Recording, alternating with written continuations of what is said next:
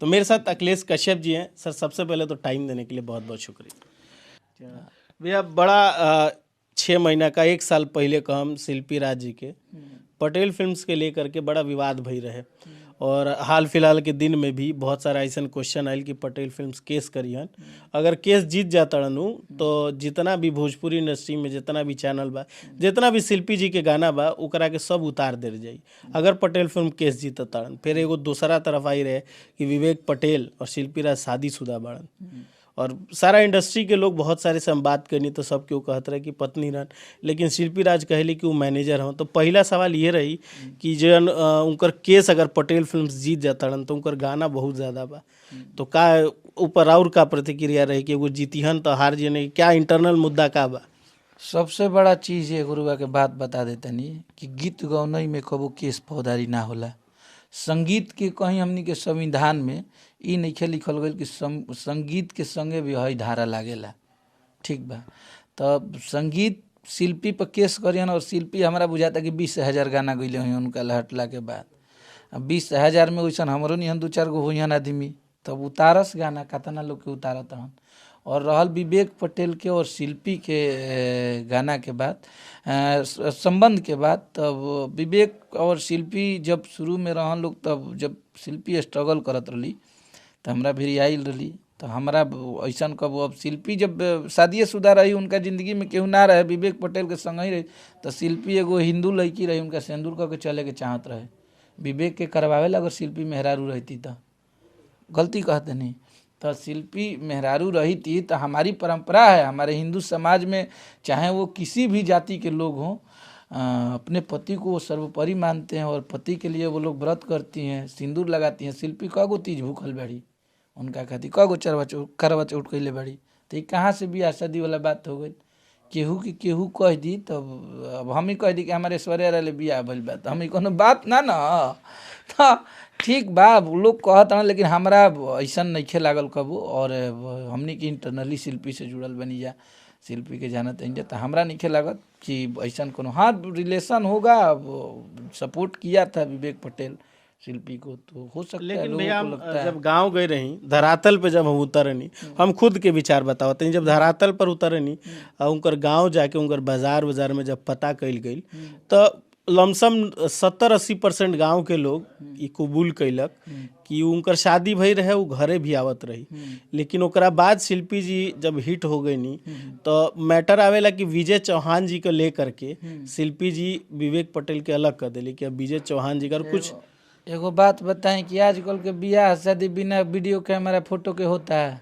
ये तो बताएं। फोटो तो दिखावा तने भैया, 2-4 गो फोटो बियाह उनकर के माड़ू के फोटो कहाँ बा? माड़ो के ना, उ कहलन कि मंदिर में बियाह कैले, तो मंदिर के बियाह भइल तो ओकर तो कुछ होई तो सबूत। 2-4 गो तस्वीर उ देखावेलन सबके। तो पब्लिकली हम नहीं देखले। और रहल शिल्पी के शादी के बाद, तब एकरा से हम बिल्कुल सहमत नहीं की कि विवेक से उ शादी कैले हुई। और आजकल के प्रेम में ऐसा चल दिले बा नियम नु कि जब प्यार हो जाता 2 दिन में या 2 दिन बाद सिंदूर लोग डाल देता कि मैं तुम्हारे साथ जीवन भर रहने के लिए राजी हूँ, तो वो बियाह मायने ना न रखेला जब तक हमार परिवार आशीर्वाद ना दी। हम बिल्कुल हमनी के गांव देहात के आदमी है जा, और हमनी के गांव देहात वाला सोच, भले हम बॉम्बे या दिल्ली या गोवा दिन भर घूमत नहीं, लेकिन हमारी जो कल्चर है, हमारा जो सोसाइटी है, उसमें हमारा बिना माई बाबू के आशीर्वाद ले ले हम कहाँ ले बियाह कर ले। अब वो बियाह के कौन माने बा जब तार माई बाबू खुश नहीं खान, तब ये कोनो बियाह शादी के मतलब ना हो। और शिल्पी ने अगर ये फैसला किया, अगर शादी विवाह भी हुआ होगा, अगर शिल्पी का ये फैसला है कि मैं अकेले रहना चाहती हूँ, तो ये पूरा आज़ाद देश के आज़ाद नागरिक है वो, कहीं विवेक में गलती देखी होगी तो शिल्पी दूर हुई है।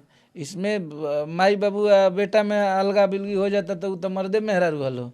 हाँ, लड़का फैका माई बाबू से दूर हो जाता है, अपने मेहरारू के लगे बाबू मैं होने खाना बनावता है, आ बेटा पतो है नहीं बनावता लो, तो वो अलग अलग सिस्टम बा। और एकरा में भोजपुरी के लोग अपन अपन मजा लेला, तो ऐसा हमरा नहीं लागत। शिल्पी एक बेहतरीन गायिका है और भोजपुरी की अभी वो बहुत टैलेंटेड गायिका है, तो मैं उसको नहीं बोल सकता हूँ कि वो कहीं से वो भी कौनों कर निजी ज़िंदगी में होके, लेकिन वो हमारी भोजपुरी की गायिका है और भोजपुरी की गर्व है। एक हमारी बिहार यूपी की बेटी इतना नाम कर रही है, तो मैं उसका कभी पैर पीछे नहीं खींचूंगा।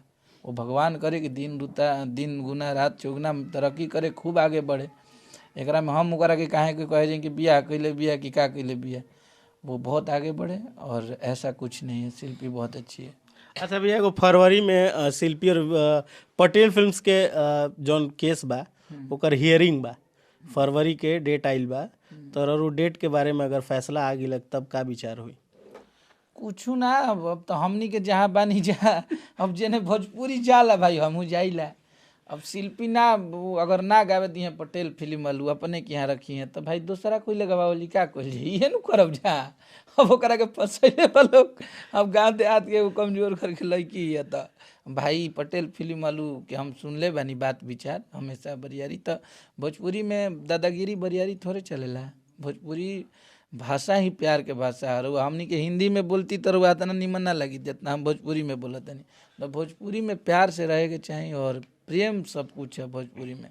अगर आज ही फैसला तो ठीक है बा, तो शिल्पी राज के रोक दिए हो नत गावे दिए। हमारा तो नहीं लगत कि भोजपुरी के कलाकार कोनो मनी है और जब फांसी के सजा हो तब वो लोग गई हैं। ऐसे कि भाई शिल्पी के सच्चाई यही है कि शिल्पी के साथ सबका कॉम्बिनेशन बैठ रहा है, सब लोग गा रहा है, अंतरा जी के साथ कॉम्बिनेशन बैठ रहा है, सब लोग गा रहा है। तो भाई दोनों लोग अच्छी हैं हमारे लिए। हम तो दोनों लोगों से गवाते हैं, सबसे गवाते हैं। हम तो नए नए लड़कियों को भी चांस देते हैं। तो क्या सब आगे